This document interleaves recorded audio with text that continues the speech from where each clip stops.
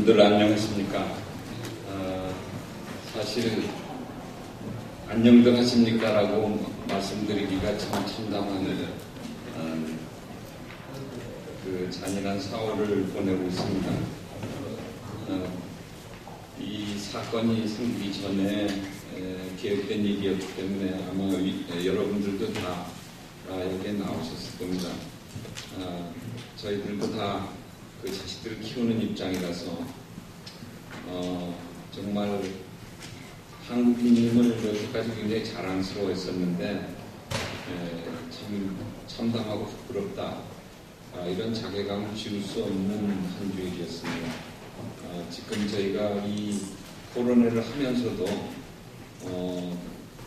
먼저 간 세월호의 희생자들을 위해서 깊이 뉘우치면서 이 토론회를 시작할까 합니다. 먼저 토론에 앞서서 여기 참석해 주신 분들을 소개를 해 올려야 되겠습니다. 제일 먼저 그냥 가나다 순으로 하겠습니다. 금성건축사 사무소 대표이사이신 김영미 교수님을 소개합니다.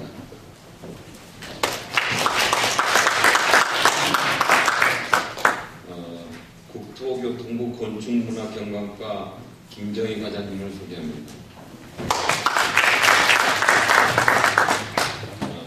건축도시공간연구소 국가한옥센터 센터장이신 이강민 선생님을 소개합니다. DISM 21 대표 이용환 선생님을 소개합니다. 문화체육관광부 지역전통문화과 이은복 과장님을 소개합니다. 서울대학교 환경대학원 환경재해학과 전상인 교수님을 소개합니다. 지금까지 세 분 발제자 황진아 별표 사무소 건축사 사무소 대표와 이원구 행복전통마을 사무국장님, 그리고 김수환 그 건설기술연구소 연구원님의 그 발표를 들었습니다. 아마 여러분들이 굉장히 많은 정보를 쏟아내 주셔서 머리에 쥐가 날 정도로 많은 그 이야기들을 2시간 동안 저희가 접할 수 있었습니다. 사실 그 오늘 제목이 이 편리한 한옥에 초점이 맞춰져 있습니다. 물론 이 아우리에서 진행하고 있는 이 신기술로 만나는 한옥, 여기 여러 가지 지금 그 시나리오가 있습니다. 즉 저희가 이번에 토론해야 될 것은 어떻게 하면은 한옥을 편리하게 짓고 또 편리하게 이용할 수 있고 하는 것일까라는 것이 이번의 주제입니다. 그럼에도 불구하고 저는 처음에 이런 말씀을 좀 드려야 될 것 같습니다. 그 편리한 것은 과연 우리들이 한옥에 대한 전통적인 이미지, 이런 것들을 훼손하면서까지 편리함을 추구하는 것이 과연 그것이 더 옳은 것인가, 아니면 그것이 더 이득인가, 이런 생각을 하게 됩니다. 즉 지금 현재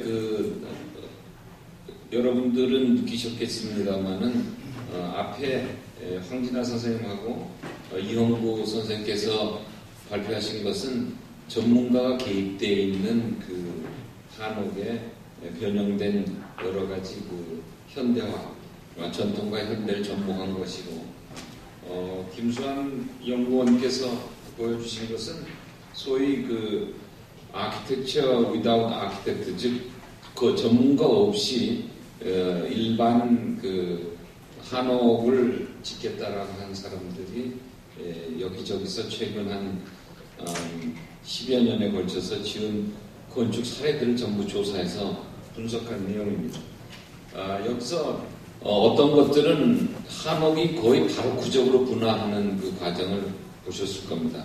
아마 대체적으로 그 안쪽에 큰 거실 같은 데서는 달마대사의 그림이나 아니면 중강스님 그림이나 아니면 무슨 용자가 이렇게 휘어지는 그런 족자가 걸려있을 법한 그런 공간들이 있습니다.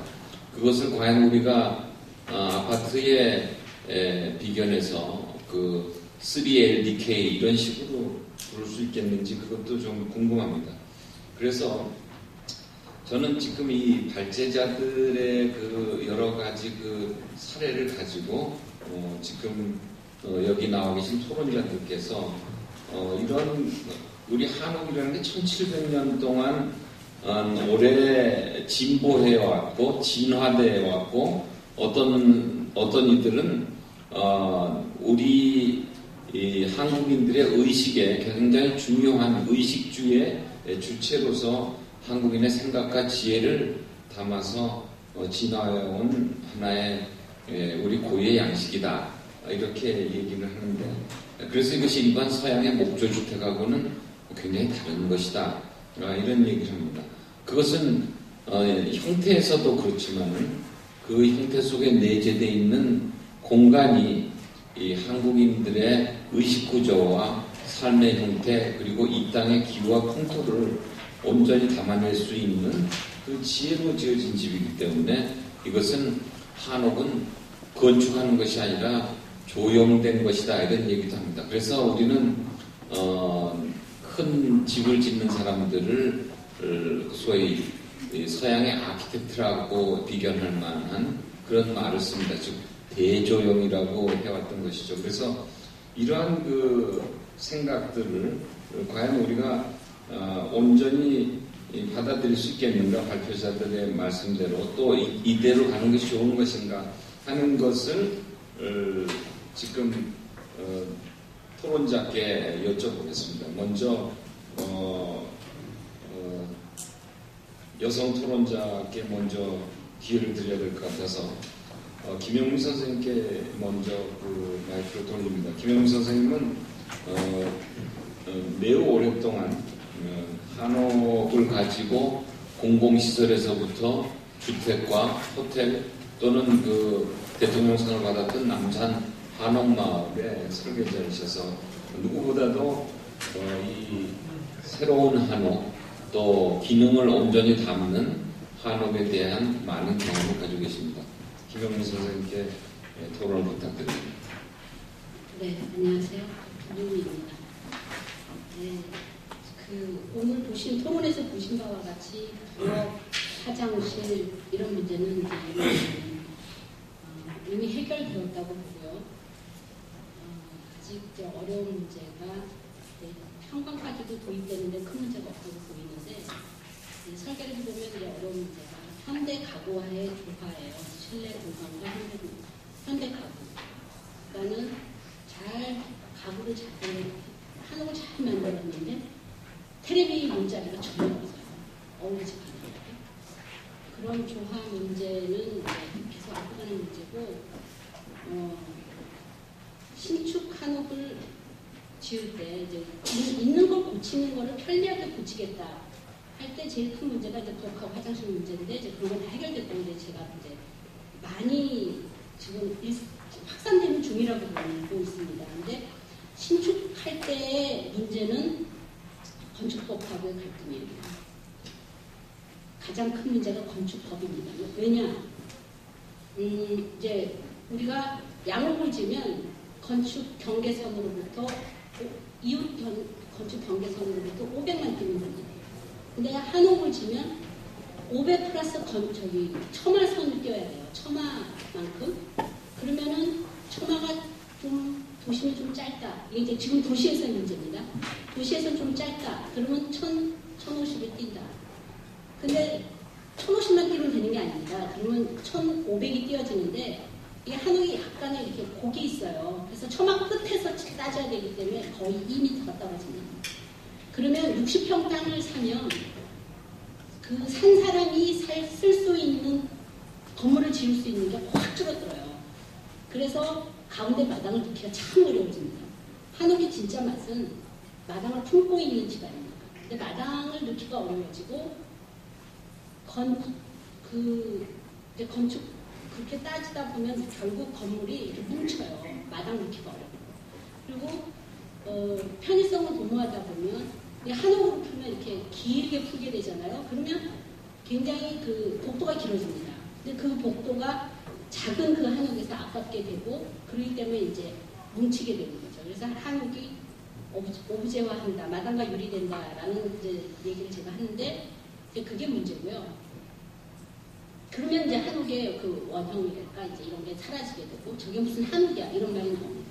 그래서 편의성이 따라가고 현대 그 신축을 하려고 하면 당연히 원래 있었던 한옥이 가졌던 원형의 모습 많이 이제 사라지게 돼요. 근데 그걸 무조건 비판할 것이냐. 네, 그 얘기인데 저는 한옥의 변화를 받아들여야 된다는 입장에 서 있습니다. 그래서 그래 처마가 짧아지고 없어지는 문제 보기 싫죠. 근데 그 문제 처마 끝까지 그렇다고 건축주가 처마 끝까지 다 벽을 다 내서 쓰는 거 비난할 수 있습니까? 한옥에 비해서 훨씬 면적을 쓸 수가 없는데 그걸 비난할 수 있을까? 그렇다면 우리가 그 문제를 어떻게 해결할까에 대한 대안을 건축가들이 만들어야 된다고 생각을 합니다. 또 하나 그 대지 경계선까지 거기에 따라서 이제 국법의 문제가 또 따라가는데요. 양옥은 대지 경계선에서 500 띄고 벽을 세울 수 있다고 말씀드렸습니다. 한옥은 첨화선까지 들어와야 되니까 한 1800이 떨어지죠. 근데 대부분의 한옥은 뒷부분 앞은 처마를 만들고 그 면적이 아깝고 1500 되는 그 면적에 사람이 그렇게 해서 그 마당을 쓰기가 굉장히 안 좋기 때문에 결국은 뒤로는 다 이렇게 내서 벽장도 넣고 보일러실도 넣고 부엌도 다 확장하고 목욕탕도 확장하고 그 뒤로는 다 확장해서 써요. 그래서 거의 그 대지 경계 500까지 확장을 합니다. 새 신축하는 경우에. 그럼 문제가 무슨 문제가 생기냐면 목조인데 거의 옆집하고 거의 벽이 붙는 거예요. 그러면 환기는 어떻게 하죠? 목조는 환기가 돼야 되는데 썩습니다. 더군다나 지금 신축하는 게 위기는 은평하는 게 건축주들을 만나가지고 너도 나도 2층을 짓겠다는 거죠. 2층을 지으면 처마가 그 커버할 수 있는 벽이 1층 부분 커버가 안 되기 때문에 1층은 거의 비에 노출이 돼요. 썩습니다. 그냥 당연히. 더군다나 뒷부분 환기 안 되는데 썩습니다. 편의성의 문제 뒷면에 이 생활의 편의성만의 문제가 아닙니다. 유지관리, 이분들의 유지관리 한옥 지으라고 강요할 수 있습니까? 유지관리 문제를 외면하고. 그래서 저는 은평 한옥에 은평 한옥마을 진짜 너무 건축주들한테 가혹한 요구를 하고 있다는 생각이 들어요. 왜냐면 한옥위원회가 너무나 전통적인 그 한옥을 주장을 하고 통과를 안 시켜주기 때문에 건축주들이 너무 이제 애를 먹는 거죠. 그래서 제가 이제 고민하는 거예요. 유지관리 문제, 편의성에 가장 천명에 있어야 되는 게 유지관리 문제. 그래서 기와 문제 해결 안 됩니다. 아직도. 제가 많이 고민하지만 아직 기와 문제 완전히 해결 안 되고요. 두 번째, 목조의 유지관리 문제입니다. 특히 2층의 경우. 조금 아까 말씀드렸지만 땅에 닿는 부분 당연히 썩습니다. 그렇다면 우리가 이렇게 생각해 볼 수 있지 않을까? 한옥하고 콘크리트 썩는 방법 모르니까 그 이웃집하고 닿는 부분, 그 환기가 안 되는 뒷벽, 그 부분을 콘크리트로 허용해주고 콘크리트와 한옥을 결합할 수 있도록 허용해주면 안 되는가? 그분들이 편하게 살 수 있도록 한옥위원회에서 당연히 안 됩니다. 그러니까 그리고 저는 또 생각합니다. 초석하고 기단 꼭 필요한가? 그거 없으면 한옥이 안 되는가? 초석하고 기단 없는 한옥을 만들고 싶습니다. 근데 그렇다면 얼마나 비난을 받을까? 두렵죠. 그래서 저는 한옥이 정말 파격적으로 진화할 수 있다고 믿습니다. 그래서 그러면서도 예쁜 한옥일 수 있는 거, 그러면서도 편안한 한옥일 수 있고, 그러면서도 마당하고 홈할 수 있는 그런 멋진 한옥일 수 있다고 생각합니다. 아주 유지 관리를 편하게 하면서 정말 편하고 아름답게 살 수 있는 한옥 우리가 만들어 갈 수 있는 그런 풍토가 만들어졌으면 좋겠습니다.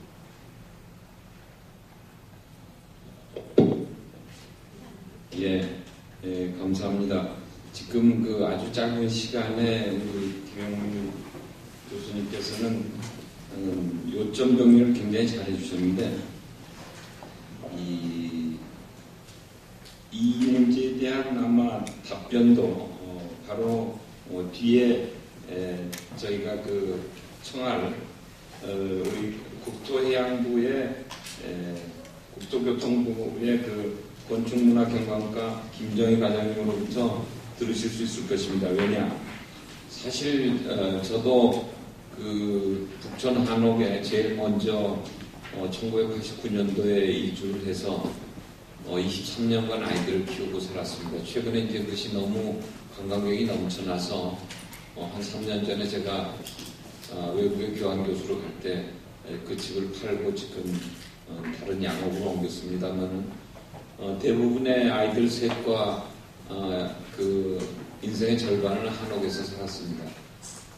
물론 저는 이제 전통 한옥을 고쳐서 살았기 때문에 그 전통 한옥이 가지고 있는 멋과 실용성과 또 그 불편함 이런 것들을 전부 다 같이 경험했습니다. 그러나 거기서 꼭 우리가 놓치지 말아야 될 것은 한옥은 나의 담이 이웃의 경계가 되는, 그렇기 때문에 사실 서로 처마가 경계를 넘나들어야 된다라는 그런 확신을 갖게 됐습니다. 살면서. 즉 우리 집 기와에 있는 낙숫물이 저쪽 마당에 떨어질 수도 있습니다. 그렇게 함으로써 서로 공동체를 형성을 하게 되는데, 우리는 따지고 보면은 같은 물을 먹는 사람들이라고 해서 우리는 삼수변에 같은 동자를 써서 동리라고 합니다. 같은 음식을 먹는다고 해서 우리는 식구라고 하고, 그 식구와 동리 이런 모든 것들이 보면은 서로 먹고 또 서로 같이 생활하고 하는 것들이 하나의 한국인의 굉장히 끈끈한 정서와 관계가 되기 때문에 저는 사실은 국토교통부에서 한옥마을에 대해서만큼 좀 전향적으로 풀어야 되지 않겠는가. 즉 이 경계선에 대한 문제는 이 전체 마을 단위로 계획할 때는 이것이 좀 서로 처마가 서로 어우러지고 벽들이 공유해야 사실은 이 한옥 마을 전체가 더 아름다워지지 않겠는가. 이걸 서양식으로 담을 쏙 쌓고 거기서 얼마 띄고 건물을 짓고 하면은 이것이 사실 어떤 의미에서 보면 우리가 집보다도 더 가치를 높이 두었던 동리라고 하는 마을이라고 하는 공동체가 이루어지기는 어렵지 않겠나 이런 생각을 합니다. 이것에 대해서 김정희 과장님께서 토론을 해주셨으면 감사하겠습니다. 예. 일단 지금 우리 소장님께서 얘기해 주신 거 해가지고 몇 가지 좀 말씀을 드려야 될 것 같아요. 국토부에서 아까 말씀하신 것처럼 한옥이라는 게 그동안 저희가 해왔던 건축하고 건축법 체계화의 갈등 문제를 얘기하셨는데 분명히 맞습니다. 한옥의 특성을 고려한 저희 건축 기준을 갖고 있지 못하고요. 그래서 그런 관성 하에서 저희가 이제 한옥 등 건축 자산의 진영에 관한 법률이라는 걸 만드는 작업을 하고 있습니다. 그래서 그 법이 지금 엊그제 법안 소위를 통과했습니다. 상임위 법안 소위를 통과했고 그리고 이제 전체에 통과하면서 법사위를 거쳐서 저희 목표는 올 6월 내까지 통과를 시키는 게 목표입니다. 근데 이게 되게 되면 저희 법상 한옥의 특성을 고려해서 따로 기준을 정할 수 있게 해놨습니다. 그래서 아까 말씀하신 그 대지안의 공지 부분이라든지 이런 부분들의 부분에 대해서는 이제 저희가 전문가분들의 의견을 들어서 별도로 이제 대통령 명에서 기준을 정하는 작업을 할 거고요. 그리고 아까 말씀을 하셨는데 이제 처마를 공유하는 문제를 말씀을 하셨는데 이 부분은 사실은 그러니까 그 대지의 경계라는 게 결국 재산권의 개념이다 보니까 거기서 그러니까 결국은 이거는 저희가 어떤 강공서에서 풀어야 될 문제라기보다는 저는 이거는 이제 주민들 간의 협정으로 해결을 해야 된다고 생각을 합니다. 그래서 지금 이제 건축 협정 제도가 또 일부 좀 도입이 돼 있고 하기 때문에 좀 같이 머리를 맞대면 또 좋은 방법이 나올 수 있을 거라고 생각이 되고요. 그리고 추가해서 말씀을 드리자면 아까 저희 그 법에 따라가지고 저희가 국토부에서 아까 말씀드린 이제 건축법과의 규제에서 안 맞는 부분을 저희가 별도로 정하는 문제가 하나가 있고, 그리고 아까 말씀하신 한옥마을 관련해서 이제 마을의 기준이나 이런 것들을 국토부 장관이 이제 고시할 수 있다라고 해서 지금 법령에 들어가 있습니다. 그래서 전문가분들이 좋은 의견을 주시면 그런 걸 가지고 저희가 이제 가이드라인이나 이런 걸 만들어서 그런 걸 참고해서 할 수 있지 않을까 저는 그렇게 생각합니다. 네, 감사합니다. 나중에 또 더 좋은 토론을 듣기로 하고 지금 건축도시공간연구소 국가한옥센터장으로 계신 이강민 선생님께 지금까지 쭉 일을 진행해 오면서 정말 우리한테 꼭 필요한 일은 무엇인가 이것을 조금 토론해 주셨으면 좋겠습니다. 왜냐하면 저희가 23년 살면서 우리 아이들이 이제 거기서 다 컸고 우리 5 식구가 아주머니까지 모여서 6 식구가 한옥을 떠나면서 한번 토론한 적이 있습니다. 한옥을 한옥답게 만드는 그 형태 중에 꼭 필요한 게 뭐냐? 그게 다 하나같이 지붕이라고 얘기를 했습니다. 지붕 중에서도 기와라는 게 참 중요하다. 저희는 전통기와를 썼었는데 한국 건축의 특성 중에 하나가 곡선을 따른 직선입니다. 여러분들이 그 한옥은 이 천마곡선이 아름답다 그러는데 그 천마곡선조차도 사실은 직선 부재로 되어 있는 안기와 숫기와가 만들어집니다.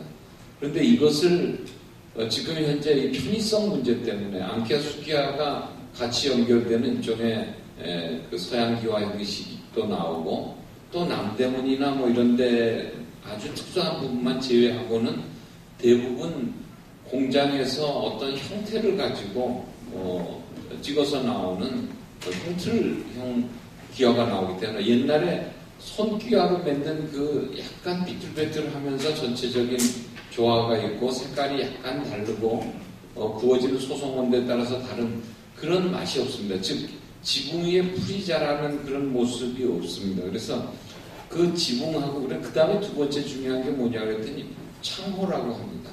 그러니까 그 창호는 우리가 지나면서 이런 생각을 합니다.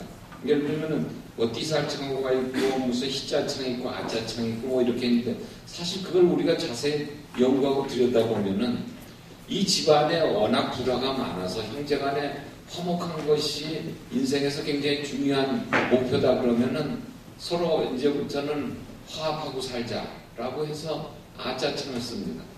그러니까 그 집주인의 철학이죠.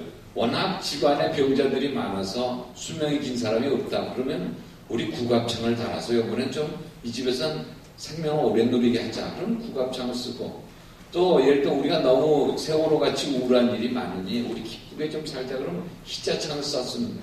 즉 집주인이 삶의 태도를 바라는 것이 있는데 이것이 저희가 북촌에 살면서 새로 고치는 집들이 보면은 왜 띠살문을 쓰는지 뭐 그런 그 세살 창호라고도 하고 띠살이 그러니까 그런 것들은 사실은 인생의 무상무념에 대한 가치추구 즉 그 선승이라든지 예를 들면 선비들이 우리는 화려함이라든지 장식을 하지 않겠다라는 정말 가장 기본적인 것으로 사는데 과연 그런 스토이크한 삶을 추구하는 것인지 그걸 알고 창호를 만드는 것인지 이런 문제에 대해서도 사실은 토론을 해봐야 된다고 봅니다. 그래서 아까 저희가 이제 23년 동안 살면서 내린 결론이 한옥에서 절대 안 변해줬으면 하는 그 바람이 지붕 기와라는 거 소지하고 창호였었습니다. 그 나머지는 사실 뭐 이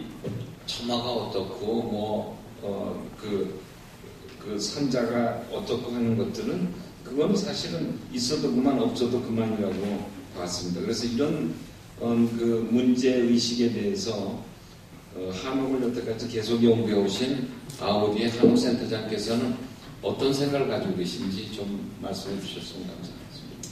예. 제가 그 건축 역사를 전공을 했었는데 그 조선 후기의 한옥의 사적 역사적 경향을 개인적으로 어떻게 생각을 하냐면 신뢰화의 경향으로 보고 있습니다. 그러니까 바닥 시스템, 그 온돌 마구가 결합된 평면형이 나온 다음에 지속적으로 어떻게 이 공간들을 발전시키느냐, 실내 공간에 대한 요구가 나왔고, 그것들이 지금 기술 개발까지 끝까지 유지가 되고 있다고 생각이 듭니다. 특히 19세기 말부터 20세기에 일어난 한옥 평면의 변화는 아주 극적이라고 할 수밖에 없이 복잡한 그 양상을 띠고 있습니다. 근데 이렇게 그 급격한 변화들이 일어날 때 한옥이 정체성을 갖기 위해서는 무언가 하나가 고정될 수밖에 없습니다. 저는 그래서 그게 외관을 고정시키고 실내를 바꾸는 방식으로 한옥의 진화가 이루어졌다고 봅니다. 그래서 외관에 대해서 조금이라도 손대는 거는 지금도 대단히 보수적입니다. 예를 들어 지붕을 직선으로 바꾼다거나 창살을 조금 다른 형태로 디자인한다거나 했을 때 아주 큰 반감이 들고 그것만은 지켜야 될 것 같고, 그 생각을 봤을 때 김영석 교수님께서 기와나 창호에 대해서 그런 생각을 하신 거를 좀 당연하다고 생각하고, 그게 그 평면을 변화시키는데 아주 중요한 근거가 되는, 이거는 변화하지 않기 때문에 나머지를 변화시킬 수 있는 근거가 된다고 생각하고요. 근데 실내의 변화라고 하는 것들이 결국은 편리함을 추구하는 경향이었습니다. 그래서 처음에 그 평면들 변화를 보면 신발을 벗고 이동할 수 있는 공간이 어디까지 갈 수 있느냐, 그리고 신발을 벗고 돌아다니는데 공간이 어떻게 막고 뚫리느냐, 이런 거에 대한 그 스터디들이었습니다.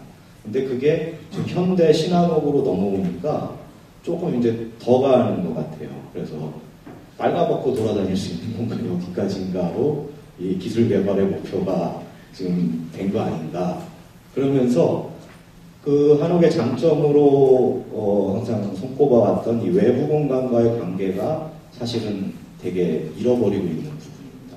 마당을 그렇게 좋게 생각하는데 오늘 제가 그 사례를 보면서도 느꼈던 게 외부 공간으로서의 마당이 아니라 철저하게 프라이빗하고 실내화된 마당이 아니었다. 그래서 전면창을 설치하고 빨가벗고 목욕을 해도 그 마당에서는 아무도 사람이 없고 나만 쓰는 마당이 되고, 완벽하게 집 전체를 실내에서 그 편리함을 추구한 건데, 그래서 오늘 사실은 얘기해보고 싶은 거는 그 편리하다라는 게 뭐냐라고 하는 거에 대해서 좀 같이 고민을 해봤으면 좋겠습니다. 그러니까 집에서 막 소리 지르고 벌거벗고 이렇게 반대로 행동하는 게 편리한 거냐라는 거죠. 그리고 한옥을 짓고자 하는 이유가 그거를 위해서 한옥에 살고 싶고 하는 거냐, 그렇진 않을 거라고 보고, 저희가 수요조사한 결과들을 보면은 한옥에 살고 싶은 이유의 압도적인 이유가 첫 번째가 건강입니다. 신체적 건강이고, 두 번째가 심리적 안정입니다. 그러니까 합쳐서 건강이라고 할 수 있을 것 같습니다. 몸의 건강과 마음의 건강이 한옥에서 일어날 거다.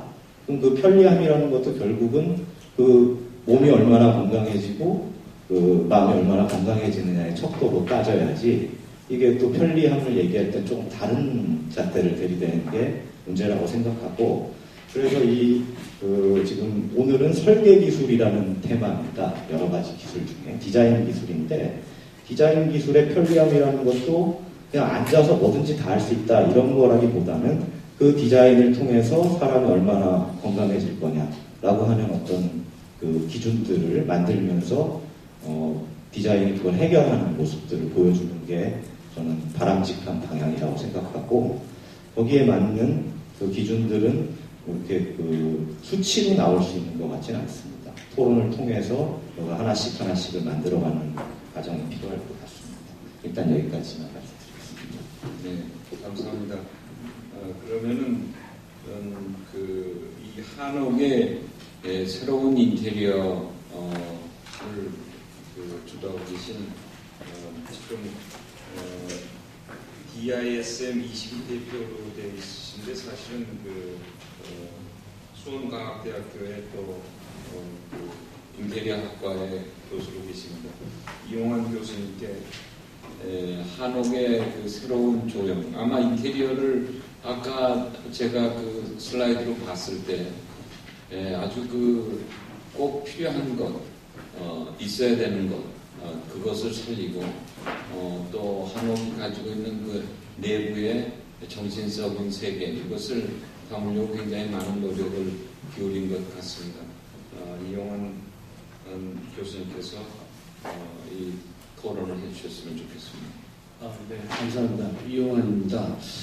제가 여기 와서 딱 봤을 때, 저하고 좀 성격이 안 맞는 분에 맞나 하는 그런 걱정도 했습니다. 너무 이제 건축적인 거, 형태적인 거, 그런 거를 주로 이제 토론하시고 하다 보니까, 저는 그냥 순수하게 인테리어 쪽을 전공을 하고 있습니다. 그래서 한 10년 전에 그 인사동에 인가나움이라는 그 문화재에다가 레스토랑을 한번 만든 적이 있었습니다. 그래서 뭐 이슈도 많이 있었고 그랬고, 그 이후로 제가 이제 그 아파트, 주로 이제 큰 대형 아파트 평형을 그 인테리어를 디자인할 때 한옥 스타일이 아니라 한국적 스타일을 주로 연구를 했습니다. 우리가 어떤 그 목적을 두고 디자인을 할 때 형태적, 한국적, 한옥적 어떤 그런 게 단정을 지었을 때는 우리가 그 틀 속에 갇혀져서 헤어나지 못하는 경향이 있을 거라고 생각을 해서 저는 여기서 한옥이라는 스타일이 아니라 한국적 스타일이 어떤 것인가에 대해서 이제 제가 준비를 못했는데 제가 평소에 갖고 있던 생각을 한번 말씀을 드릴까 합니다. 첫째 제가 이제 보면은 너무 그 한옥 아니면 한국적 디자인에 대해서 이게 전문가들이 형태라든지 어떤 그런 것들을 굉장히 그 고민을 많이 하고 또 그 형태에 대해서 디자인을 풀려고 노력을 하다 보니까 그 형태 속에 갇혀서 헤어나지 못하는 경우도 제가 이제 옆에서 멀리서나 보고 있는데 저는 그 형태를 일단은 우리가 한옥이라든지 한국적 디자인이 그 형태는 많이 봐왔기 때문에 이것이 한국적이다, 이것이 한옥적이다라고 우리가 그냥 인식을 하지 않나 그렇게 좀 이렇게 생각을 하고 있습니다. 제 개인적으로는. 그래서 그거를 다른 방법으로 좀 의미적으로 접근하면 어떨까 하는 생각을 했습니다. 그래서 제가 옆에 김용미 그 대표사님도 말씀하시기에 그 처마 얘기 나오고 했을 때 잘 못 알아듣습니다. 솔직히 얘기해서 많이 바뀐 봤는데 그 내부적으로 들어가서 그 내부 공간에서 어떻게 접근을 해야 될까 인테리어적으로 봤을 때 저는 그래서 심리적으로 접근해야 될 거라고 생각을 했습니다. 그래서 아파트 한국적 아파트를 디자인하고 설계를 하고 시공을 하면서 심리적으로 보통 우리 한국 사람이라면 어떤 한국 전통이라든지 한옥 건축물들을 많이 봐왔기 때문에 어떤 형태적으로는 대부분 인지를 하고 있을 거라고 봅니다. 근데 내부 공간에서 들어왔을 때 가장 중요한 게 제일 먼저 시작할 때는 어떤 재료의 선택을 제일 먼저 생각을 먼저 하고 있습니다. 재료, 좀 한국적 재료가 뭐냐? 굉장히 어렵습니다. 기와도 있고 볏짚도 있고 뭐 돌도 있고 진흙도 있고 뭐 다양한 거 결국 뭐냐면 멀티지 않냐는 거죠. 다양한 재료를 혼합적으로 섞어서 표현을 했다는 그런 재료로 봤을 때 그럼 과연 그런 재료를 아파트에 사는 사람들이 너무 직설적으로 그 재료를 선택했을 때 굉장히 거부 반응이 일어나고 있습니다. 아파트에서. 한옥에서는 모르겠는데 아파트 내부 구조에서는 직설적인 어떤 재료는 굉장히 큰 거부 반응이 있다는 걸 제가 느끼고 그러면 이거를 좀 의미적 방법으로 접근해야 되지 않을까라는 생각을 했습니다. 그래서 의미적 접근 방법이 뭐냐? 그럼 그 내부에 거주하는 사람들의 어떤 심리적으로 만약에 그 거주자가 어떤 지역에서 시골에서 살았다 그러면 주변에 있던 많은 재료들을 보아왔을 겁니다. 뭐 볏짚이라든지 나무라든지 돌이라든지 풀이라든지 어떤 그런 것들을 좀 의미적 방법으로 표현을 하는 재료를 선택하는데 주로 그래서 내부 공간에서도 좀 아까 말씀한 것처럼 다양한 복합적인 재료를 많이 혼용해서 선택을 해서 재료 마감을 내부 공간에 도입을 하고 있습니다.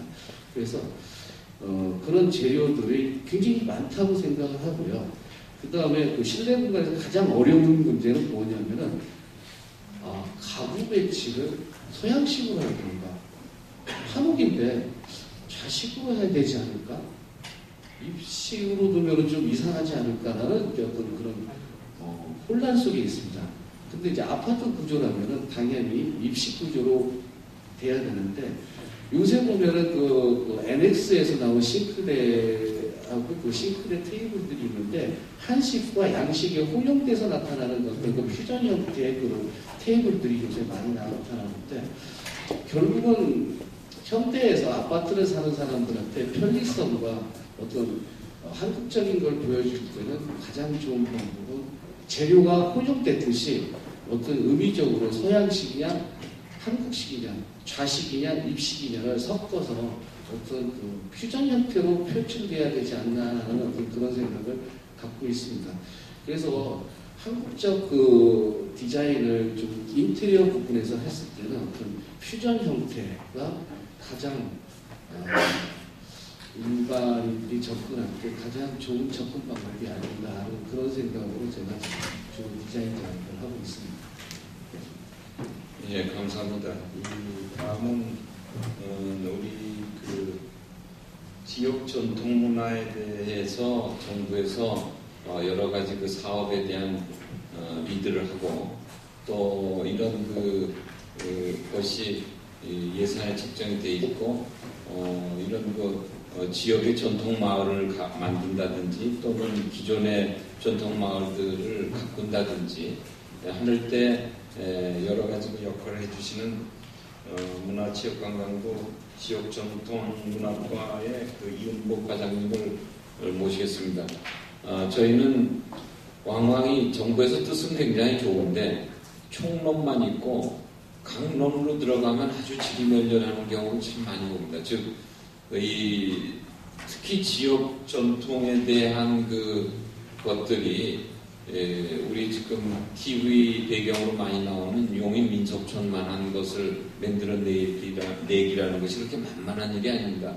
그런데 또 마구잡이로 지역의 여러 자칭 타칭 지역 전통 디자이너라는 사람들이 국가 예산과 지방 예산들을 마구 내동댕이 쳐서 그 결과를 보면은 정말 우리들한테 한숨만 나오는 이런 일들이 가끔 벌어집니다. 그래서 이 한옥의 이 편리성 또 여기에 따르는 여러 가지 우리가 무슨 그 펜션의 한옥화 이렇게 부르짖는 지역들도 있습니다만은 사실 기왕에 있는 충남엔 외암리라든지 또는 하회마을이라든지 양동마을 이런 좋은 지역 전통 문화 마을을 정말 어떻게 더 잘 개성시키고 또 거기에 살고 있는 사람들의 삶의 그 질을 더 높일 수 있는지에 대한 궁리를 어떻게 하고 계시는지 이은복 과장님께 말씀 듣겠습니다. 문화체육관광부 지역전통문화과장입니다. 사실 오늘 토론 제안을 받고 편리한 한옥이라고 말씀을 하셔가지고 제가 나와서 말씀드릴 수 있는 게 뭐가 있을까 이제 고민을 좀 했는데 말씀하시기는 전반적인 정책 방향 같은 걸 말씀해달라고 하셨습니다. 근데 저희 과에서는 이제 한옥만 들여다보면 이제 그런 전문적인 그런 업무를 하고 있지는 않고요. 전통문화 전반적인 공예라든지 한복이라든지 한식이라든지 그런 전반적인 그 전통 문화에 대해서 정책을 만들고 법을 만들고 이제 그렇게 하는 과인데요. 이제 한옥 부분에 대해서는 지금 마을 말씀하셨는데 지금 저희는 마을 자체를 어떻게 정책을 가지고 한옥 마을 만드는 건 아마 국토부에서 하시는 것 같고 저희는 어떤 한국적인 실내 공간을 어떻게 좀 확산시킬 수 있는가 그런 방향으로 지금 정책을 지금 가고 있거든요. 그래서 그 한국적 실내 공간 방금 전에 이용환 대표님 말씀해 주셨는데 저희가 2012년에 국토부하고 업무 협약을 맺고 그 한국적 실내 공간을 어떻게 확산할 것인가에 대해서 이제 고민을 하고 어떤 정책들을 지금 처음 만들어가는 단계에 있습니다. 그래서 아우리에 여기 그 한국센터에서 주로 지금 연구도 많이 같이 하고 있는데요. 아까 말씀하신 대로 어떤 것이 한국적인 디자인이고 어떤 것이 현대에 맞는 그런 디자인지를 지금 그 디자인 요소들을 DB화하고 하는 그런 작업들을 지금 하고 있고요. 그거 외에는 우수 사례들을 발굴해서 매년 한 10개 정도 뽑아가지고 그 사례를 확산시키는 그런 일들을 하고 있고 또 그 시범 공간을 조성하는 사업을 지금 하고 있습니다. 그래서 특히 우체국이라든지 소년원이라든지 좀 나중에 사용하면서도 많은 사람들이 좀 파급할 수 있는 그런 공간들을 찾아서 한국적인 리모델링을 하고 있습니다. 그리고 전반적으로는 저희가 전통에 대해서 어떻게 좀 국민들의 관심을 많이 갖게 하느냐 그런 방향을 하고 있기 때문에 그 한옥 자체에 대한 거나 한옥 마을 자체에 대한 거의 정책보다는 전통에 대한 인식을 확산하는 데 저희가 되게 초점을 맞추고 있습니다. 공교롭게도 저는 지난 정권 때 청와대 레노베이션을 한번 맡은 적이 있었는데 그때 제가 청와대를 어떻게 개조할 것이냐라는 그 주제를 놓고 저는 아까 그 교수님들이 얘기하셨던 우리 한국성 중에서도 특히 우리의 역사 문화유산이 가지고 있는 아름다움을 청와대 레노베이션 하는데 쓰는 게 좋겠다 이렇게 해서 계획을 여러 인테리어 디자이너와 조경가와 이런 공예가들하고 같이 협력을 해서 만들었는데 설계를 다 해가지고 그때 당시 함영준 비서관하고 보고를 하고 나서 바로 천안함 피격 사건이 생겨서 그냥 설계도만 놓고 나온 적이 있습니다. 저는 이 세미나가 사실은 어떤 의미에서 보면은 이것이 계속돼서 축적이 되면 지금 사실 우리 청와대 그 영빈관 이런 게 보면 무슨 캄푸치아 공화국에 있는 무슨 영빈관 같은 그런 모습을 하고 있는데 국적 상실이죠. 그래서 이런 국격을 위해서도 저희가 정말 한국적 스타일이라는 게 무엇인가 또 한국 전통의 미는 무엇인가 물론 공예나 음악이나 전통음악이나 이런 건 상당한 수준에 잘 보존이 되어 오고 있는데 어느 순간 여태까지 아파트 단지화 전략으로 정부가 한 3, 40년 드라이브하는 과정에서 이 한옥에 대한 맥이 많이 끊어졌던 것도 사실입니다. 그래서 이 부분들을 지금 다시 살려내는 노력을 아우리에서 하고 있기 때문에 굉장히 저는 중요한 계기가 될 수 있으리라고 봅니다. 사실은 이 부분을 저희 건축 전문가나 인테리어 전문가나 또는 공예가들이 실질적인 강론에 따라서 강론을 얘기하지만 총론에 대한 것은 이러한 것에 대한 그 환경적 사회학적인 의미가 뒷받침이 돼야 된다고 봅니다. 거기에 아마 저희 그 서울대학교 환경대학원의 그 전상인 교수님께서 사회학을 전공하셨는데 아마 제일 좋은 말씀을 들려주실 적임자가 아닌가 싶습니다. 전 교수님을 모시겠습니다. 책임자 그러시니 제가 부담스러워서 말벌이 바뀌었습니다. 저는 책임자는 아니고요. 저는 아마 제가 가장 이 자리에서 좀 부적절한 자리, 약간 이질적인 그런 존재가 아닌가 싶습니다. 저희 오랫동안 한 이유는 제자가 간청을 해서 제자 장로팀 AS 차원에서 제가 나왔습니다. 특히 한옥에 대해서 담론 얘기가 아니고 오늘 주제가 디자인 기술 쪽이라서 그냥 저는 배우고 공부하고 그렇게 돌아가도록 하겠습니다. 기왕 나와서 내 말씀을 감에 올리면 저는 띠미 편리한 한옥이라고 이제 밝혀지고 하잖아요. 김교수 말씀처럼 가장 먼저 느낌은 이 편리한 한옥, 이게 지금 옥시모론인데, 평용 모순인데, 그러니까 한옥은 편리하지 않아야 한옥인데, 편리한 한옥이다. 한옥이 아닌데라고 하는 그런 생각이 이렇게 들었다는 말씀을 드리고, 근데 그런 맥락에서 김 교수님이 비슷한 말씀하셨고 여러 선생님께서 말씀하셨지만 평소에 몇 년의 아파트로 취업하면서 써봤지만 어디까지가 한옥이고 어디까지가 한옥이 아닌가에 대해서 늘 궁금했습니다. 오늘 좀 답을 좀 끌어가고 싶은데, 다시 말씀을 드리면 저는 뭐 아파트 공론자도 아니고 한옥 비판론자도 아니고, 저도 개인적으로 한옥 정말 좋아하고 살고 싶은 집이긴 하지만, 다른 아파트는 왜 한옥이 아닌가 라는 주장을 저는 합니다. 그러니까 한국 사람이 짓고 한국 사람이 살고 있고 한국 사람이 좋아하는데 왜 아파트를 한옥이라고 하는 말을 쓰면 안 되는가? 혹은 지금 한옥에 대해서 이렇게 편리하게 어떤 신기술이 많이 들어가면 이게 한옥입니다. 다시 말씀을 드리면 저는 한옥과 양옥 혹은 우리나라 상황에서 한옥 아파트라고 하는 것은 하나의 이념형이지 아이디얼 타입이지 우수한 컨티뉴um 속에서 연속성 속에서 베리에이션이 있다. 그래서 한옥이라고 하는 말, 아파트라는 말을 너무 이분법적으로 대립법적으로 놓게 되면 커뮤니케이션에 큰 문제가 생길 수도 있다. 이런 생각을 하고 있습니다. 저는 개인적으로 아파트다 한옥이라고 생각하는 사람입니다. 아까 말씀 나눴지만 제가 여러 생각을 말씀드리니까 무엇이 한옥의 가장 결정적인 요소입니다. 아까 김용희 선생님은 마당이라고 하셨고 또 어떤 선생님은 지붕.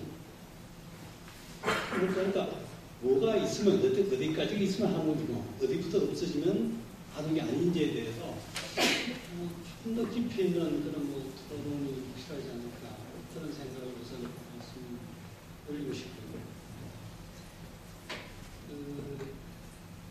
한옥의 장점이 많죠. 제가 한옥에서 자랐고, 제가 이제 아까 건강, 정신적인 건강, 육체적인 건강 다 동의를 하는데, 제가 흔히 한옥의 장점으로 내세우는 데 대해서 동의하지 못하는 두 개가 있습니다. 하나는 한옥이 가족 간의 대화, 혹은 친밀적입니다. 그럴까? 꼭 그럴까? 그건 가족 구조의 문제가 아니라 그건 가족 관계의 문제다. 다약 무슨 그렇게 생각합니다. 한옥으로 이루어진 동네는 이웃 간의 소통이 정대할까? 커뮤니티가 발전할까? 저는 그렇지 않다고 생각합니다. 그러니까 이웃 사촌이 늘 반갑고 늘 고마운 존재입니다. 정말 내 이웃에 어수 같은 사람이 살 경우에 난 어떻게 살까? 그런 면에서 저는 뭔가 우리 사회가 이웃 사촌 이데올로기에 약간 함몰되어 있다라고 생각합니다. 저는 이웃은 굉장히 좋은 수도 있고 굉장히 불편할 수도 있습니다. 저는 개인적으로 아파트를 좋아하는 이유가 오래 살았던 이유가 좋아한다고 아파트가 내세울 수 있는 여러 장점 가운데 저보고 아파트의 최대 장점이 뭐냐라고 남들이 물으면 저는 늘 이렇게 대답합니다. 아파트에 살면 이웃 관계에 있어서 개폐식 선택이 가능하다. 문 열고 나오면 지천에 깔린 이웃이고 싫으면 현관문을 잠그면 아까 어떤 선생님 말씀처럼 아파트 안에 정말 빨갛고 살 수도 있습니다. 한옥처럼 굳이 신기술 도입해서 뭐가 할 수 있는 정도가 아니라, 그러니까 아파트는 내가 개방적인 삶을 살 것이냐, 이웃 사실 많이 만들면 살 것이냐, 아니면 내가 프라이버시를 100% 유지할 것이냐, 라는 선택이 주어져 있다는 점에서 저는 아파트에 매력이 있고, 실제로 저희 사회학자들이 어떻게 서베이를 해보면 사람들한테 당신의 삶 속에 가장 좋은 삶이 어떤 삶이냐라고 물어보면 뜻밖의 이웃이랑 매일 말고 제어하는 삶이 아니라 반언둔의 삶을 제일 사람들은 선호합니다. 적당히 이웃하고 가려지고 필요한 이웃과 만나는 삶이라고 저희들은 알고 있기 때문에 저는 한옥의 장점으로도 가족 간의 대화가 늘어난다, 이웃 간의 소통이 정리된다, 이건 항상 늘 그렇지는 않다라고 저는 좀 말씀을 드리고 싶습니다. 아까 발제 가운데서 고택 말씀이 계셔서 좀 질문을 드리면, 이제 제 질문은 누구를 위한 한옥인가, 무엇을 위한 한옥인가 라고 하는 질문인데, 어쨌든 체험에 대한, 관광에 대한 이야기를 했을 때, 그렇게 되면 디즈니랜드에 가는 거하고 무슨 차이가 있는가? 그러니까 저는 실제 사람들이 살지 않는 그런 박제화돼서 상품화되는 어떤 한국에 대한 어떤 사회적 운동, 정부 지원은 저는 개인적으로 조금 오히려 어떤 한국에 대한 박제화, 견반화, 상품화하는 측면에서 한국의 진정성이라는 측면에서 오히려 저는 좀 불편한 방해되는 요소가 아닌가라고 좀 강하게 말씀드리고 싶어요.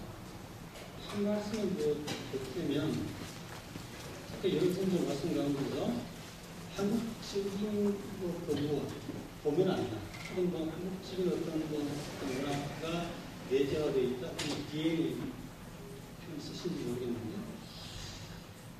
그래서 부모의 한국에 살면 어떤 한국적인 한국식의 삶을 산다라고 생각을 하시고 주장을 하시지만 요즘 젊은 아이들 보면 어릴 때부터 아파트에 태어나고 자라고 어릴 때부터 장난감이 레고였던 레고를 만지면서 자랐던 젊은 세대들한테는 사실은 아파트가 한옥보다는 훨씬 더 익숙하고 익숙한 삶의 공간이라고 하는 사실입니다. 그러니까 그런 소위 아파트 키들은 그럼 걔들 한국 사람이 아닌가? 그럼 걔들 한국 문화를 아는 친구들이 아닌가? 그런 문제도 우리가 근본적으로 질문할 필요가 있다고 저는 생각합니다. 요즘 저희 학교에 지도 학생 가운데 어떤 논문을 쓰냐면 아파트 한국에 처음 들어올 때는 나이 드신 분들이 어떻게 아파트 생활에 적응하는가, 어떻게 아파트에 들어가서 공간적으로 사회화시킬까. 이게 굉장히 큰 이슈였지만 요즘 역으로 그러니까 어른들 따라서 할아버지 따라서 아버지 따라서 단독주택, 농촌, 전생을 들어갔더니 애들이 적응을 못하는 겁니다. 애들의 사회화 문제, 재사회화 문제가 또 제기되는 겁니다. 그러니까 저는 나름 사람 사는 거 그러니까 너무 한국에 대해서 말하자면 너무 정서적인 어떤 민족주의적인 그런 물론 우리가 충분히 그 전통을 이해하고 같이 보존해야 되지만 좀 자연스럽지 않은 데가 좀 있는 것 같습니다. 뭔가 좀 정책적인 차원에서 좀 이념적인 차원에서 그 한국에 대한 어떤 집착이라는 표현보다 애정 같은 게 저한테는 좀 과잉돼서 여겨질 때가 가끔 있다는 불편한 말씀을 감히 올렸습니다.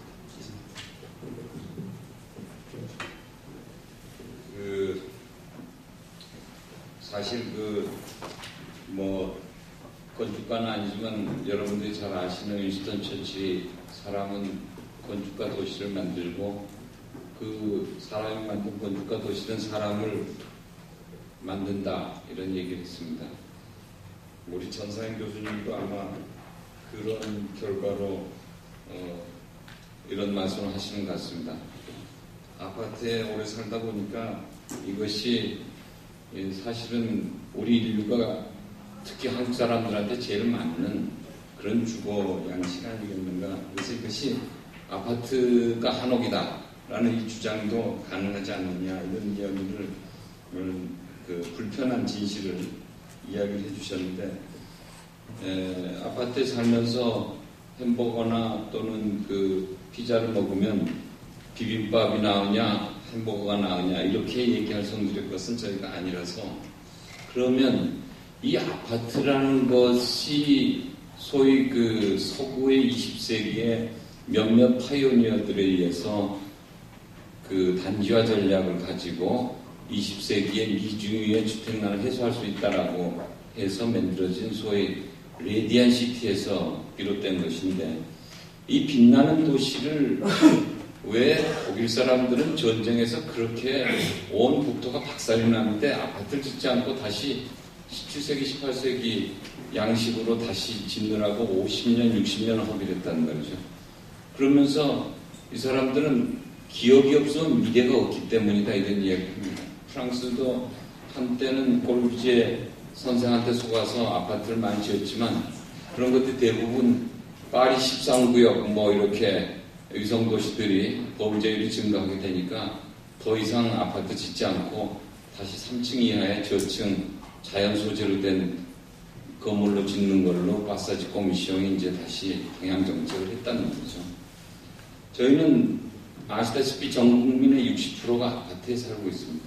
근데 우리는 소위 한옥을 어떻게 생각하냐 그러면 고향 떠날 때 뒷구석에서 말없이 처박아놓던 본처 생각 정도로 하는 겁니다. 지금 서양 여자하고 재혼해서 잘 살고 있는데 그래도 좀 거시기 하지 않냐라고 해서 가끔 뒤돌아보는 그런 과연 그런 것일까? 우리는 그렇게 생각하는 거예요. 저 자신이 25년 전에 아이들이 초등학교 들어가기 전에 유치원에서 자기 집을 구하려고 그러니까 소라 아파트에 살고 있었는데 12층짜리 아파트에다 네모를 가득하게 채워놓고 구분이 안 되니까 소라 아파트 라동 404호 해가지고 사각형 창에다 빨간 색연필을 그려놨어요. 제가 그걸 보고 한참 보다가 집사람 보고 이거 바스키아 그림보다 분명히 낫긴 한데 애들 기억을 이렇게 만들어 놓을 수는 없지 않느냐. 건설회사나 그 조합된 숫자로 애들 머리가 과거가 기억된다는 게 얼마나 끔찍하냐. 그래서 이제 저희는 아파트를 탈출해서 한옥에 가서 살았단 말이죠. 물론 한옥에 가서 더 아이들하고 더 친해졌느냐, 이웃 사촌이 더 좋았느냐.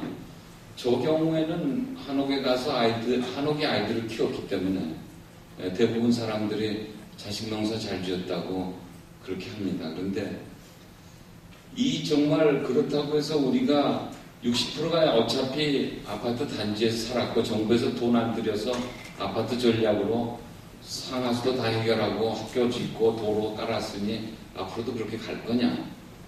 이것은 사실 어떤 의미에서 보면은 저희가 너무 한쪽으로만 생각하는 것 아닌가라고 보는 겁니다. 그래서 사실은 자기 성찰적인 입장에서 우리가 정말 시골에 남겨뒀던 본처를 한번 다시 가서 한번 만나보고 거기서도 뭔가 옛날에 우리가 1700년이나 살았는데 뭔가 지혜가 있지 않을까라고 해서 지금 우리가 정말 사라진 기억들을 희미하게 더듬으면서 이 노력을 하고 있는 거라고 저는 봅니다. 그래서 너무 우리가 사실은 전 세계의 입장에서 보면은 아파트를 가지고 주거 문제를 해결하는 나라가 극동의 3나라밖에 없습니다. 일본이 제일 먼저 시작했고, 일본을 선진국이라고 믿었던 한국이 그 다음에 이었고, 한국을 선진국이라고 믿었던 중국이 바보같이 또 그 짓을 한 것이죠.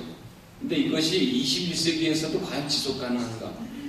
이것은 우리한테 굉장히 큰 문제이기 때문에 저희는 잃어버린 길에 내놨었던 소위 고무줄을 다시 찾아 나선 겁니다. 물론 이것이 굉장히 비실용적이고 또 어떤 의미에서 보면은 전시행정적일 수도 있습니다. 그러나 이것을 우리가 여기서 만약에 그건 뭐 1%도 안 되니까 그거 잊어버려 라고 하는 것이 우리 가슴 속에 정말 온당하냐? 그건 되묻지 않을 수가 없습니다. 그래서 저는 이 시점에서 이 일을 가지고 중년에 거의 태반을 보내셨을 황진아 건축가님께 이 생각과 궁리를 한번 다시 여쭤보려고 합니다. 이 하잘 것 없고 보잘 것 없는 일에 왜 자기 인생을 바치는가? 그런 얘기를 해주셨으면 좋겠습니다. 네.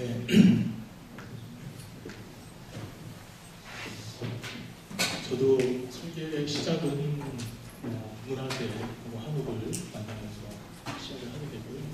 실질적으로 크게 영향을 받은 것은 조금 전에 교수님 말씀하셨던 내용뿐만 아니라 실제 한옥과 양옥 정말 너무 이분법적이다라는 생각을 제일 많이 하고요. 그 이분법이라는 것은 우리는 선택의 여지가 별로 없는 거예요. 실제로는 그 선택의 여지가 너무 없기 때문에 일단은 저는 우리 것부터 시작하게 됐습니다. 왜냐면 제가 아파트를 선택할 수 없을 거라는 생각이 들어서 시작을 하게 됐고요. 그리고 오늘 좋은 말씀 많이 해주셨고요. 그리고 이 한옥이 골목, 그 다음에 마당, 이거는 실제 우리도 더 추상적일 수는 있습니다. 저도 그게 추상적인 공간이 될 수도 있다는 생각은 듭니다. 그런데 이 한옥을 만들어 가는 데 있어서 얘네들을 빼고 어떻게 이길 수 있을까?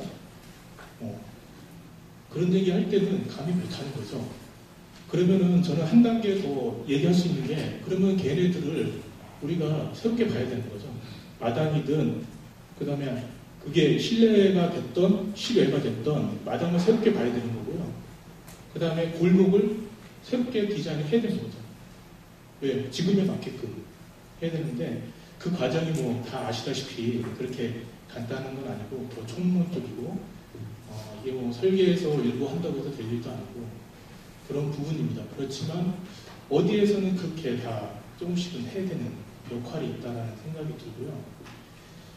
그리고 저도 아까 고무줄 탱기듯 새로 생각이 나서 했던 게 굉장히 크고요. 아파트에 지금 살고 있지만 또 새롭게 이제 어떤 다른 삶을 또 준비하는 건데 실제 아파트나 한옥이나 이런 문제에 있어서 이제 우리가 선택하는 거는 여러 가지 경제적인 요인, 그 다음에 실제 여기서 그 선호하게 되는 요인들이 쭉 있지만 저는 제일 중요한 건 삶의 문제라고 저는 생각을 합니다. 예. 그거를 좀 그 적응이 안 된 몸이라고 해서 거기서 살 거냐 말 거냐 이 선택은 본인의 몫이지만 내가 살아야 된다라고 하면 거기서 사는 거죠. 그러면 그 삶이 바뀌길 좀 희망을 하는 거죠. 그 안에서 뭐 마당에서 솔직히 더 가족적인 행위를 더 할 수 있고요. 실제 아파트에서 할 수 있는 대화보다는 마당에서 할 수 있는 활동이 더 크다. 그리고 그 움직임이 더 커질 수 있다. 그럼으로써 아이하고 뭐 부모 사이에도 그런 관계들은 더 가까워질 수 있는 여지는 더 크다라는 생각입니다. 그거는 아까 말씀하셨던 개인적인 어떤 취향이라든지 그런 거에 따라서 충분히 달라질 수는 있지만 그 공간이 주는 느낌 자체는 다르다라는 생각이 듭니다. 예, 그렇게 네, 그리고 아까 그 행복전통마을 상업국장하고 계신 이영호 선생님께서는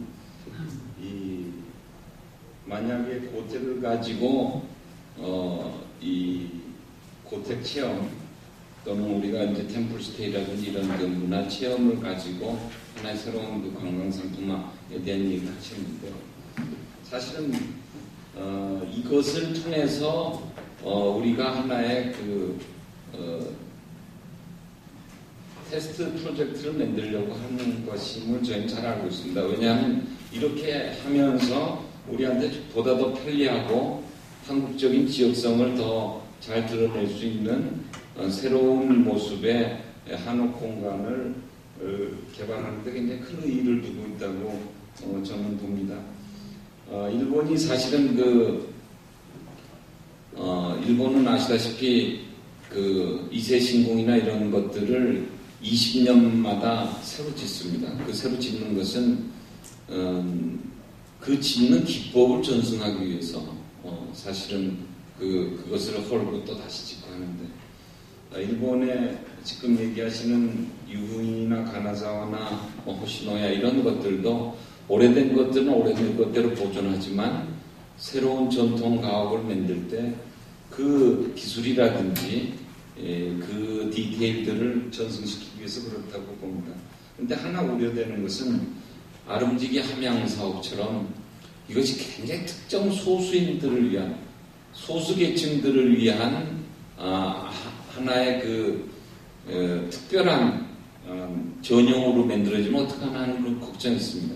제가 북촌에 살면서 제일 큰 우려가 무엇이었었냐면 가해동 3-1번지를 강남에 있는 소위 복부인들이 하나 둘씩 사서 애첩으로 두는 겁니다. 그러니까 평일에는 안 살고 주말에만 와서 여고 동창석이나 와서 근사한 티파티를 하고 그럼 문 닫아놓고 가는 겁니다. 그럼 나머지는 관광객의 동네가 되는데 이것이 제가 세계의 그 전통 역사도시 회의할 때 갈 때마다 제가 북촌의 성공 사례도 얘기하지만 실패 사례를 항상 얘기합니다. 즉 진정한 삶이 없는 전통마을이라는 것은 사실은 그것은 무대 세트와도 같다. 그런 생각을 하는 것이죠. 그래서 저는 이영구 선생님께 정말 행복한 전통마을을 만드는 우리의 철학과 지표는 무엇이겠는가? 이걸 다시 한번 좀 말씀해 주시기를 간절히 전합니다. 고맙습니다. 지금 너무 좋은 말씀 많이 해주셨고 또 어깨도 굉장히 좋은데요. 저희가 사실 그 고택 관련 사업을 갖다 추진하게 된 가장 큰 계기는 지레이소촌이라는 고택을 방문한 다음부터였습니다. 고택 사업 프로젝트에 대해서 SK 내에서 굉장히 이견이 많이 있었거든요. 하자 말자. 또 1년 이상 고민하면서 2억 넘게 컨설팅 비용을 지불하면서 많은 고민을 했었는데 그럼에도 불구하고 여기까지 오게 된 가장 큰 부분은 제 자랑 같지만 저의 소신이었다고 생각하거든요. 그런 많은 사람들이 반대 의견을 냈을 때 지금 시점에 누군가 일을 해야 된다. 이것도 지금 챙기지 않으면 아무도 일을 할 수가 없다. 고택이라는 것은 살아있는 존재로서 시간이 흐를수록 멸실될 수밖에 없는 그런 구조인데 사람이 살아야 되고 누군가 거기에 힘을 줘야만 되고 그 흐르는 처연은 어떤 천마산을 갖다 눈물을 갖다 우리가 닦아줘야 된다고 생각했었거든요. 그래서 이제 저희가 고택 사업을 시작을 했는데 막상 고택을 와보니까 오견정서랑 고택을 그 다음에는 처음 제가 묵어봤습니다. 묵어봤는데 10월경이었던 것 같아요. 10월 중순경에 가서 일박을 했었는데 그 다음날 감기에 걸렸어요. 너무 추운 거예요. 예를 들어서 방바닥은 뜨겁고 위에는 찬바람이 날 정도로 10월이었음에도 불구하고 화장실이 이역이 돼 있으면 불편하고 경관도 아름답고 고택에 대한 향내라든가 모든 부분들이 역사적인 어떤 유승용 선생님이 쓰셨던 그런 부분도 그렇고 너무나 좋은 인프라가 불구하고 기본적으로 인간이 가져야 될 어떤 그런 불편함이 저를 괴롭히더라고요. 그래서 제가 생각했던 건 뭐냐면 이러한 가치를 갖다 현대인들한테 주려면 기본적으로 인간적인 어려운 부분들은 해결을 해줘야 되겠다는 생각을 했던 거예요. 그래서 화장실 문제와 추위 문제는 어떻게든 해결을 해보자 라고 저희가 고민을 했던 겁니다. 그러니까 아름다움으로만 떠나서 그러니까 이제 고택에 가는 가장 특징은 여러분이 많이 얘기해 주셨지만 자연 소재라는 부분이고 그 고택과 어우러진 경관 부분이 중요하다는 생각을 합니다. 거기에 따라서 구조 고택을 저희 고택에 와보시면 위에 환기구라든가 진짜 과학적으로 잘 만들어져 있는 부분들이 많이 있거든요. 그런 거에 대한 얘기라든가 고택이 담고 있는 역사 500년 된 것부터 해서 100여 년 된 부분까지 다양한 역사적인 문화적인 부분을 담고 있는 이 어떤 역사문의 어떤 응징체를 갖다가 사람들이 와서 느껴야 된다고 봅니다. 그러니까 고택은 뭐냐면 아까도 말씀드렸던 것처럼 살아야 되고 살아 숨쉬는 어떤 그런 부분들의 힘을 갖다가 공유를 해야 된다고 생각을 하거든요. 그래서 아까 교수님께서 말씀하셨던 것처럼 너무 특수적인 어떤 그 부분은 아니라고 말씀해 주셨는데 그거는 저 잘 모르겠어요. 예를 들어서 지금 고택을 저희가 개보수하는 방향이 그러니까 예를 들어서 너무 편하게만 하는 게 아니냐. 제일 중요한 건 온도의 체험이라든가 불편한 부분들을 화장실도 떨어져 있어야 되고 정통적인 어떤 그런 부분에서 떨어져서 오히려 다른 쪽으로 호도하는 게 아니라 어떤 그런 고민도 많이 했었는데 정답은 잘 모르겠습니다. 다만 저희는 뭐냐면 명품화로 가야 될 그런 고택들 부분에 대해서는 그런 길을 만들어주고 저희는 뭐냐면 편리성 현대인들이 와서 전통 문화를 체험하는 데 있어서의 어떤 전통적 의미를 갖다 이해하고 체험하는 데 있어서의 어떤 하나의 웨이 편리함 속에서 그런 걸 느끼게 될 수 있는 모델을 만들어서 한번 제시해보자는 게 저희 어떤 숙제거든요. 최대한 만들어서 지금 만들어놨고 나머지 부분들에 대한 숙제는 뭐냐면 여기 계신 분들은 많은 분들이 저희 쪽에 와서 봐주셨으면 좋겠는데 전반적으로 마을 단위와 또 저희가 만들려고 문화단지 같은 그런 부분이 그 현대와 전통 부분이 잘 어우러져 있는 진짜 아주 현대와 전통이 플러스되어 있는 시너지를 만드는 걸 보이는 만평가까지 된 어떤 그런 분위기가 잘 조화되어 있다고 생각을 하거든요. 특수한 몇몇 부분들이 아니라 일반인들이 많이 와서 전통문화 교육도 배우고 체험도 숙박 체험을 통해서 그런 부분도 체험을 하고 거기에 따라서 이제 플러스에서 음식이라든가 사회탈출 공연이라든가 주변의 국궁이라든가 많은 부분들을 갖다가 누구나 편하게 와서 힐링하고 가실 수 있는 공간을 창출하고 거기 성공 모델을 만들어서 전국 단위로 경상북도를 확장을 하고 전국 단위 더 나아가서는 글로벌 본부까지 한번 욕심을 내보고 싶은 게 저희 계획이고 생각이 듭니다. 감사합니다. 그런데 너무 이 SK에서 하는 그 사회적 그 기업에 대한 이야기에 치중하셔서 오늘 주제는 어떻게 편리한 주택을 짓는가라는 것이 주제인데 그 이전에 우리는 한옥이라는 것이 근본적으로 불편함의 진실을 가지고 있는데 그 불편함이라는 것 자체가 사실은 지금 현대 기준에서 보면 거의 스토이크할이 많지 왜 비 맞으면서 밥 먹으러 다니느냐. 저는 23년간 한옥에 살면서 제 친구들한테 맨날 들은 얘기가 그 얘기입니다. 왜 그 바보같이 우산 쓰고 부엌에 가서 밥을 먹냐. 아이들은 가만히 있냐 그걸 보고 이런 것들이죠. 대문 문 열어주기 밤중에 나갈 때 얼마나 귀찮으냐. 화장실은 그 실내에 있었으니까 그 얘기는 안 들었고요. 그런데 마당에 소나무를 키운다는 게 보통 일이 아니다. 주로 이제 이런 거예요. 즉 집하고 사람이 가까워지고 지붕 위에 우리 관연한 딸내들이 올라가서 지붕 위에 풀이 너무 웃자라면 그걸 뜯어내리고 그 벌들이 윙윙거리고 하는 것을 정말 지극히 불편한 눈으로 보는데 우리는 바보같이 그것을 굉장히 행복하고 사진도 찍고 그런단 말이죠. 둘 중에 하나가 바보인 셈이죠. 그래서 저는 이 부분이 잘못되면 아까 김수환 선생님께서 얘기하시듯이 생활 패턴에 대한 경계가 무너지고 아까 얘기했던 우리의 가장 이상적인 형태 한옥과 양옥의 경계가 무너지는 한옥의 바로 구적인 변형이 일어날 가능성이 지금 김수환 선생님의 자료를 봐서 우리는 다분히 느끼고 있습니다. 그래서 과연 이것을 그래도 어느 정도 꼭 필요한 것, 꼭 있어야 되는 것 하고 있으면 좋은 것 이것을 어느 정도 구분해 나가면서 우리가 새로운 시대, 다가올 새로운 시대의 한국인의 새로운 주거 우리는 이미 이제 주거 보급률이 114%를 향해 가고 있습니다. 그리고 2018년이 되면은 아시다시피 인구 감소권 돌아서기 때문에 이제 더 이상 주거 세대를 위한 주거는 더 이상 아마 안 지을 겁니다. 주택공사도 이제 뭐 일본처럼 그 일종의 그 재생공사, 주택재생공사나 이런 걸로 바뀌겠죠. 그런데 그래도 여전히 남는 건 그럼 한국인의 주거는 계속 지금과 같은 아파트 발코니도 없고 정말 전부 이웃하고 서로 쳐다보지도 않는 예더이스트 알라인의 그런 주택으로 가야 되느냐 이것이죠. 소위 우리가 원하면 그 익명성을 가지고 있는 하나의 그냥 팬티만 입고 사는 그런 삶이고 위에서 조금이라도 쿵쿵거리면 식칼 들고 올라가서 쑤실 수도 있는 이런 살벌한 미래를 우리 후손들한테 물려줘야 되느냐 이건 사실 우리한테 굉장히 심각한 문제입니다. 그래서 여러분들의 의식, 한국인의 의식 구조는 분명히 의식주에서 나온다고 했습니다. 그런데 여기서 주라는 것은 굉장히 중요한 부분을 차지하기 때문에 김수환 선생님께 이 마지막 이 해답 이걸 우리가 어떻게 풀어야 되느냐를 아까 통계 자료를 굉장히 많이 보여주셨는데 LDK로 설명하지 마시고 조금 뭉뚱그려서 조금 우리들한테 철학적으로 가야 될 길을 제시해 주셨으면 감사하겠습니다.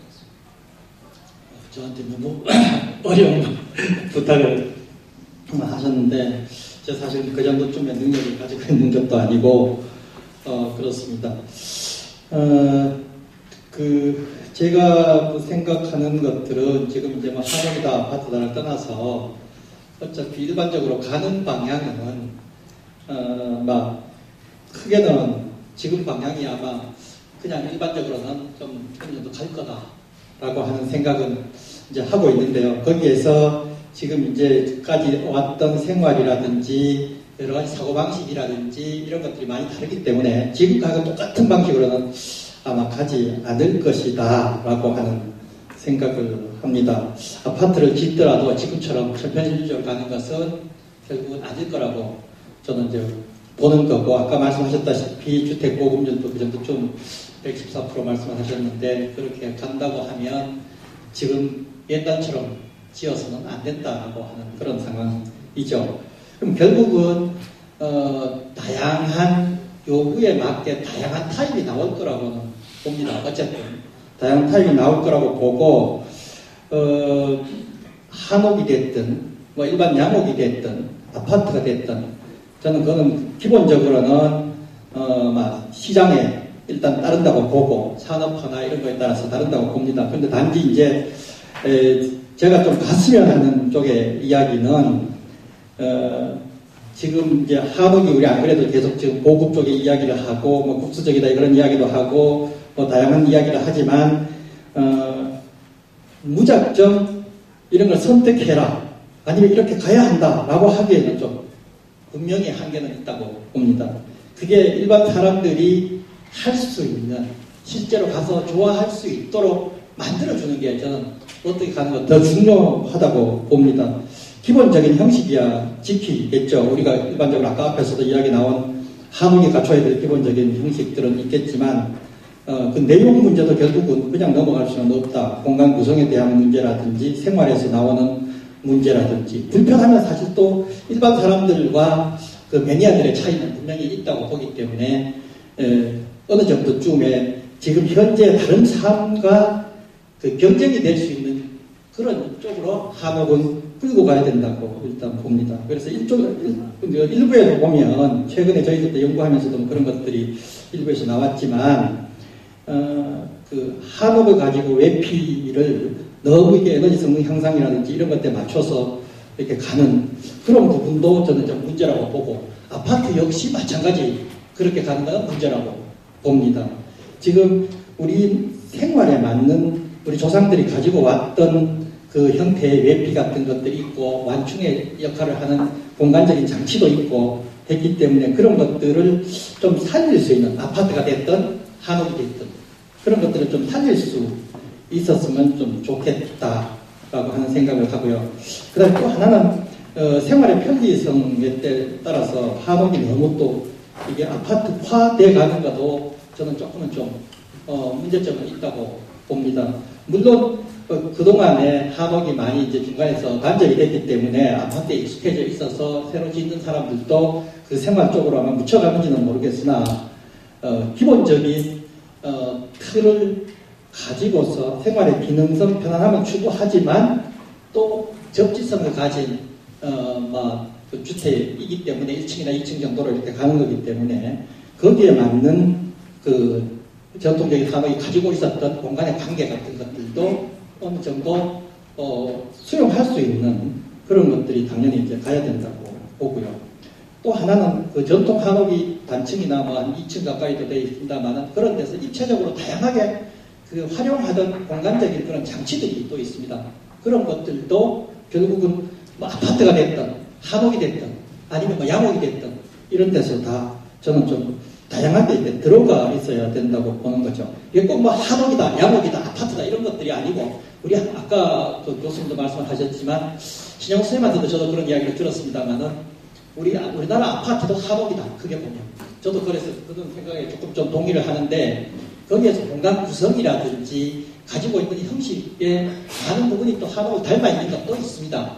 그리고 한국인이 생활하고 한국인이 살고 하면은 또 그것도 또 우리 한국의 현재의 주택이 될 수 있기 때문에 그 경계를 꼭 따져야 하는가 저는 좀 그런 생각도 좀 듭니다. 좋은 것들을 상호 이렇게 좀 발전시킬 수 있는 것들 그리고 뭐 최소한의 형식으로 꼭 구분한다고 하면 그런 요소들을 좀 지킬 수 있는 것들 이런 것들이 좀 중요하지 않을까라고 생각합니다. 저한테 설계를 하라 그러면 공간을 바꾸게 되면 다분히 좀 애매하긴 하겠지만 저는 뭐 원래가 공동주택을 연구를 하면서 장수명 주택을 계속 이제 하고 있는 그런 상황입니다만은 그런 것들 하면서 결국 그 내부 공간은 그 지금 이런 이제 우리가 가지고 있는 전통 공간에서의 그런 문제, 그 생활에서의 문제들을 차용을 해서 꼭 아파트라도 한옥하고 달라야 한다 이런 개념이 아니고 그런 것들이 서로 쓸 수 있는 것들은 아주 안에 넣어서 쓸 수 있도록 좀 가는 쪽으로 저는 그렇게 생각을 하고 있습니다. 그래서 꼭 이게 2급, 3급법 이렇게 나누는 것보다는 저는 우리 현대인의 생활 속에서 필요한 것도 있으면 이거 섞어서 쓸 수 있으면 저는 좋겠다라고 하는 그런 생각을 하고 있습니다. 이상입니다. 플로어에 계신 여러분들께서 이미 느끼셨겠지만 여기 나와 계신 토론자 어느 분도 일치된 의견을 도출하기에는 실패한 것은 아마 느끼셨을 겁니다. 사회자 역시 그 부분을 피해갈 수가 없습니다.